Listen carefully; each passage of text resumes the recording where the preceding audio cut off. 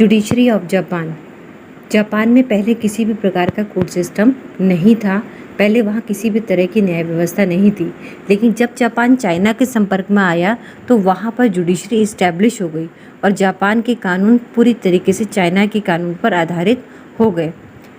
उसके बाद समय बदलने के साथ जापान में फ्यूडल सिस्टम आया और फ्यूडल सिस्टम आने के साथ ही चाइनीज़ लीगल सिस्टम को रिप्लेस कर दिया गया। कुछ टाइम तक फ्यूडल सिस्टम चला और जब वहाँ पर 1889 में मेजी कॉन्स्टिट्यूशन आया तो मेजी कॉन्स्टिट्यूशन में ने फ्यूडल सिस्टम को रिप्लेस कर दिया और नए नए कानून वहाँ पर बनने लग गए। तो जो मेजी कॉन्स्टिट्यूशन था उसमें जो है ये था कि जो न्यायपालिका थी पूरी तरीके से कार्यपालिका के अधीन थी, उसे कार्यपालिका के अनुसार कार्य करना पड़ता था। ठीक है। 1947 में जापान में जब शोवा कॉन्स्टिट्यूशन आया, ठीक है, वर्तमान में जब जापान का संविधान किस संविधान पर आधारित है? शोवा संविधान पर। तो जो शोवा संविधान आया तो जापान की जो कोर्ट की संरचना में भी पूरी तरीके से परिवर्तन हो गया। ठीक है। और उसमें क्या हुआ, उन्होंने न्यायपालिका को कार्यपालिका और विधायिका से पूरी तरीके से स्वतंत्र बना दिया। आइए अब हम समझते हैं कि जापान की नई न्याय व्यवस्था क्या क्या है। The main feature of the new judicial system. पहला है स्वतंत्र न्यायपालिका, इंडिपेंडेंट जुडिशरी। तो जुडिशरी वहाँ की अब पूरी तरीके से स्वतंत्र है और वहाँ पर जो है जजेस की अपॉइंटमेंट कार्यपालिका के द्वारा आपकी होती है, कैबिनेट के द्वारा होती है। कार्यकाल के दौरान उनके वेतन भत्ते कम नहीं किए जा सकते और जजेस को केवल महाभियोग के द्वारा हटाया जा सकता है। दूसरी विशेषता है सुप्रीम कोर्ट के जजेस की नियुक्ति। अपॉइंटमेंट ऑफ सुप्रीम कोर्ट जजेस। सुप्रीम कोर्ट के जजेस की जो नियुक्ति है वो लोगों की समीक्षा के द्वारा होती है, उनके रिव्यू के द्वारा होती है।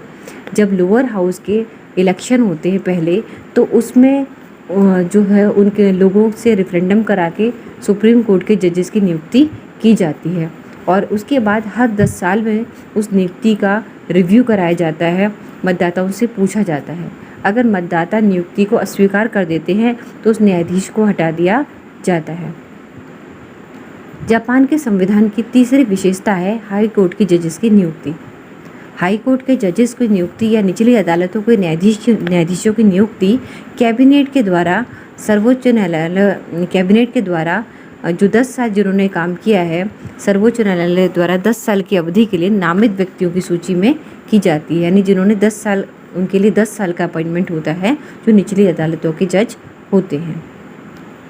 चौथी विशेषता है आपका सेपरेट इन्वेस्टिगेशन कमेटी। जांच का काम पृथक कर दिया गया है। जो जांच का काम था पहले कानून नियंत्रण के हाथ में था और वो जो कानून नियंत्रण के हाथ में जो जांच का काम था तो कानून मंत्रालय जो है और भी न्यायिक काम करते थे। अब जांच का काम कानून मंत्रालय के पास है और जो आपका न्याय का काम है वो सर्वोच्च न्यायालय के पास है। यानी ये दोनों डिपार्टमेंट अलग अलग कर दिए गए। पहले न्याय का काम और जांच का काम दोनों ही कानून मंत्रालय के पास थे, परंतु वर्तमान समय में ये पृथक है। पांचवी विशेषता है अतिरिक्त अदालतों को समाप्त कर दिया गया है। Extra ordinary court abolished. अतिरिक्त अदालतों को जापान में समाप्त कर दिया गया है। कार्यपालिका अब वहाँ किसी भी ट्रिब्यूनल को नियुक्त नहीं कर सकती। न्याय का पूरा काम अब सर्वोच्च न्यायालय के नियंत्रण में है। ठीक है, क्योंकि पहले मेजी कॉन्स्टिट्यूशन में क्या था कि कार्यपालिका किसी भी ट्रिब्यूनल को बना देती थी, लेकिन वर्तमान संविधान में अब वहाँ पर किसी भी ट्रिब्यूनल को नहीं बना जा सकता है। इसके अलावा एक विशेषताओं में वहाँ पर ये भी है कि जुडिशल रिव्यू यानी न्यायिक पुनरावलोकन जो अमेरिका में भी है। न्यायिक पुनरावलोकन यानी सर्वोच्च न्यायालय किसी भी कानून को असंवैधानिक घोषित कर सकता है यदि वो संविधान का उल्लंघन करता है।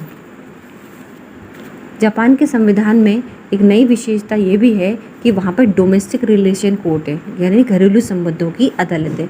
इन अदालतों की ये विशेषता है कि आधी ये आर्बिटल यानी मध्यस्थकर्ता और आधी जुडिशल यानी हाफ जुडिशल होती हैं, आधी न्यायिक होती हैं, आधी मध्यस्थकर्ता होती हैं, जो साधारण आदमी और न्यायाधीशों से बनी हुई होती हैं।